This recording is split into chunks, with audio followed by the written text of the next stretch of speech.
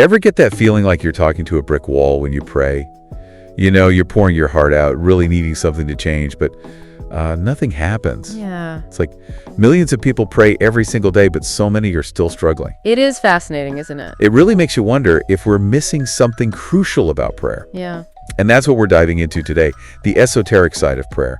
Not your typical Sunday service stuff, but a deeper, well, almost like a hidden understanding of how we connect with the universe and how we manifest the things that we want. Yeah, and it's that disconnect that's really fascinating, isn't it? The amount of people who are praying and yet they're still suffering. Right. It seems like there's something we're not quite getting. Exactly. And the video that we're exploring today makes a pretty bold claim. It says that we've been programmed to pray wrong. It's like we've been given the wrong instruction manual. That's a really powerful way to put it, and it really challenges us to think differently about prayer. It's not just this simple act of asking. It suggests that there's a deeper methodology at play, a way to really align ourselves with maybe a greater power to make our desires a reality. So it's not just what you're praying for, but how you do it. Almost like there's a secret code to crack. Exactly, and the video really emphasizes the power of what it called mental prayer. It's not about chanting words, it's about really shifting our focus to the underlying thoughts and beliefs that really shape our reality. Like they're saying thoughts become things. You're not just wishing and hoping for a miracle. You're actually shaping your reality with your mind. Exactly. And this is something that's reflected in a lot of spiritual traditions as well. This idea that our inner world ultimately becomes our outer experience. What we believe on a very deep level is what we end up manifesting. And to highlight that, the video even points to a verse from the Bible. Mark 11:24 says, "Herefore I tell you, whatever you ask for in prayer, believe that you have received it, and it will be yours." That's a pretty powerful statement about the power of belief. Yeah, it really speaks to having that unwavering faith, not just in a higher power, but in the process itself. It's not about wishful thinking. It's about cultivating that deep, unshakable conviction that what we desire is already ours. So instead of pleading with the universe, you're really aligning yourself with the outcome that you want. Like you're turning in the right frequency. Yeah, exactly. You're shifting from a state of lack and longing to a state of already having received. Imagine feeling that gratitude for something that you desire as if you already had it. That's the energy we're talking about. Okay, I'm starting to get the picture. But where does our subconscious mind come into all of this? That's where things get really interesting. The video points to Matthew 6:6, which says, "But when you pray, go into your room, close the door, and pray to your Father who is unseen. He will reward you openly." Close the door unseen. It sounds like a spy movie. What's going on here? It's all about going inward. This secret place is interpreted as our subconscious mind, that realm of our deepest thoughts, beliefs, and emotions. It's like the fertile ground where we plant the seeds of our desires. So true prayer isn't about some big external ritual, but it's really about going deep inside yourself. Exactly. It's about aligning our subconscious beliefs with our conscious desire. So for example, if we're outwardly praying for prosperity, but inwardly we're believing that we're unworthy or that money is evil, well, then we're sending very mixed signals. It's like trying to drive with one foot on the gas and one foot on the brake. You won't get very far. Exactly. And that leads us to another crucial point the video makes, the futility of vain repetitions in prayer. It cites Matthew 6:7, which cautions against doing this. So what's wrong with repetitive prayers? A lot of people find comfort in them. Well, the argument is that mindless repetition, whether it's chanting or reciting memorized prayers, doesn't actually achieve anything if it's not infused with that genuine feeling and belief. So it's not about the amount of words you're saying, but the quality of the intention behind them. Precisely. Imagine someone repeating, "I am wealthy" 100 times a day, but in their heart they're filled with this deep fear of poverty, and their actions don't reflect any belief in abundance. Would they really see results? Probably not. It's like going through the motions without really believing in what you're doing. Exactly. True prayer is about cultivating a deep and genuine mental state that's resonating with the desired outcome. It's about feeling the truth and what you're asking for, not just saying the words. So we're talking about a more mindful approach to prayer, something that engages our thoughts, beliefs, and emotions on a deeper level. Absolutely. And this leads to a fascinating concept that the video introduces prayer as a spiritual science. It suggests that there are principles and techniques we can understand and then apply to manifest our desires. It's not just blind faith. It's about working with the creative power of the universe in a very deliberate and intentional way. A spiritual science. I love that. It takes away some of that mystery and makes it feel more practical, like something we can actually learn and master. Exactly. It empowers us to become the conscious creators of our own reality. We're not just victims of fate, we're active participants shaping our lives. This is really making me rethink my whole view of prayer. It's much deeper than I ever realized. But there's one thing I'm still wondering about. What's that? If it's all about aligning our thoughts and beliefs with what we desire, how do we actually do that? It's one thing to get the concept, but how do we put this into practice? Especially when we're dealing with really ingrained beliefs or negative thoughts. That is the million-dollar question, and thankfully there are specific techniques and practices that can really help us bridge the gap between our inner world and the reality we want to experience. And I think that's really where the rubber meets the road. It's one thing to understand the concept, but how do we put these esoteric principles into practice? Exactly. Okay, I get that my thoughts and my beliefs are shaping my reality, but how do I actually change those deep-seated patterns? Especially when life is, throwing curveballs my way. Yeah, it's a process for sure, and it takes consistent effort and a willingness to challenge our old ways of thinking. But the good news is there are tools and techniques that can help. And one of the most powerful methods that the video highlights is visualization. Visualization. You mean like creating those mental pictures of what you want? Exactly. It's about vividly imagining yourself already experiencing the outcome you want, engaging all your senses in the process, not just seeing it, but feeling it, hearing it, even smelling and tasting it. So if I'm praying for a new job, I shouldn't just say, please give me a new job. I should actually picture myself working there, feeling that excitement of the new role, maybe even see myself interacting with colleagues and visualize that first paycheck. Exactly. It's about creating a full sensory experience in your mind. And the more you immerse yourself in that mental picture, the more you're sending a powerful message to your subconscious mind, imprinting the belief that it's already a reality. So it's almost like tricking your mind into believing it's already happened, like a mental dress rehearsal for success. Yeah, you could say that. And the amazing thing is when your subconscious mind starts to believe, it starts working to align your outer reality with that internal belief. It's like setting a powerful intention in motion. Okay, that makes sense. So visualization is one technique. What else can we do to align our thoughts and beliefs with what we want?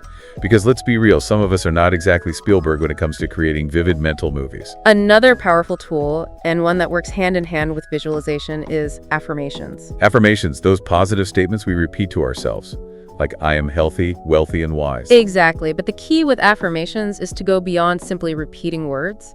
It's about feeling the truth of those affirmations in your core, embodying the energy of what you're affirming. So it's not enough to just say, I am abundant. I need to actually feel the abundance, the gratitude, the generosity of spirit that comes with true wealth. Precisely. The words are just a vehicle. The real power lies in the emotional energy that you infuse them with. It's like the difference between reading a recipe and actually savoring a delicious meal. This is really fascinating. It seems like a recurring theme in all of this, is that it's not just about those external actions like saying prayers or repeating affirmations. It's about that internal shift in our beliefs and emotions. Absolutely. It's about cultivating a state of being that aligns with our desires. It's about becoming the person who already has what they want, embodying that energy in their thoughts, feelings, and actions. This whole idea of prayer as a spiritual science is really starting to click for me. It takes away some of that mystery and makes it feel more practical, like something we can actually control. But there's still one thing that's bugging me. I'm all ears. What's on your mind? Well, what about those times when it seems like our prayers just aren't getting answered? Like we've visualized, we've affirmed, we've put in the work, and still nothing changes. What's going on then? That's a great question, and one that a lot of people struggle with. And there are a few key factors to consider here. First, it's important to remember that sometimes the answer is no or not yet. So it's not that our prayers aren't being heard, it's that the universe has a different plan. Like maybe what we're asking for isn't actually in our best interest, even if we think it is. It could be. Or it could be that the timing just isn't right. Maybe there are lessons we need to learn or experiences we need to have before we're ready to receive what we're asking for. Okay, that's a tough pill to swallow, but I can see how it might be true. What else might be going on? Another factor to consider is our level of resistance. Sometimes we may consciously desire something, but subconsciously we're holding on to beliefs or fears that are blocking its manifestation. It's like we have a self-sabotage program running in the background. Oh, I see. Like if I'm praying for financial abundance, but deep down I believe that money is the root of all evil, or that I'm not worthy of being wealthy. Exactly. Those subconscious beliefs can act like really powerful roadblocks, even if we're not consciously aware of them. So how do we overcome that resistance? How do we root out those limiting beliefs and clear the path for our desires to manifest? Well, it starts with awareness, becoming mindful of our thoughts and beliefs, identifying the ones that are no longer serving us. Journaling, meditation, even therapy can be helpful tools for this process. And then we can begin to challenge and reframe those limiting beliefs. Can you give me an example of what that might look like? Sure. Let's say you have a deep-seated belief that you're not good enough. You might start by noticing how often that thought pops up and what triggers it. Then you could challenge that thought with evidence to the contrary, your accomplishments, your strength, the positive feedback you've received from others, and finally you could choose to replace that limiting belief with a more empowering one, like I am worthy and deserving of all good things. So it's a process of self-discovery and inner work, like rewiring our mental and emotional circuitry. Absolutely. It's about aligning our inner world with the reality we desire. This is really starting to challenge my whole concept of prayer. It's not about begging some external force for favors, but about tapping into a universal creative power that's available to everyone. And recognizing that we're not passive recipients, but active participants in shaping our own reality. This is incredibly empowering. But it also comes with a certain weight, doesn't it? If we're not manifesting what we want, it's easy to feel like we're doing something wrong or that we're just not good enough. That's true. It's a delicate balance between taking responsibility for our own lives and accepting that we don't always have control over the outcome. So it's not about blaming ourselves if things don't go our way. If we're doing all this inner work and still not seeing results, it doesn't necessarily mean we're failing. Not at all. It's about understanding the power we have to shape our reality while acknowledging that there are always factors beyond our control. We're co-creating with the universe, not dictating the terms. This is really shifting my perspective on prayer. It's not about begging or pleading, but about aligning ourselves with that creative power of the universe and trusting in the unfolding of a greater plan. And realizing that we are powerful co-creators in our own lives, we have that ability to shape our reality through the power of our thoughts, beliefs, and emotions. I'm curious though, the video we're discussing is focused on manifesting desires, which often has those material connotations. But can this concept of prayer as a spiritual science be applied to other areas of life as well? Absolutely. It can be applied to anything that you wish to create or experience in your life, whether it's healing relationships, creativity, or spiritual growth. So it's not just about manifesting a new car or a bigger house. It's about aligning our inner being with our highest aspirations, whatever those may be. Exactly. It's a journey of self-discovery and empowerment, and the potential is truly limitless. And it's something we can delve into further when we return. Stay with us. And we're back, ready to wrap up our deep dive into this whole esoteric side of prayer. This whole conversation has really blown my mind. I feel like I've been looking at this all wrong my whole life. Yeah, it's amazing how one little shift in perspective can really reveal so much depth to this whole thing. It's not about begging or pleading, but aligning ourselves with this universal creative power that flows through all of us. Exactly. And we were talking before about how this whole approach to prayer could be applied to anything in life, not just those material desires. So I'm really curious to hear more about that.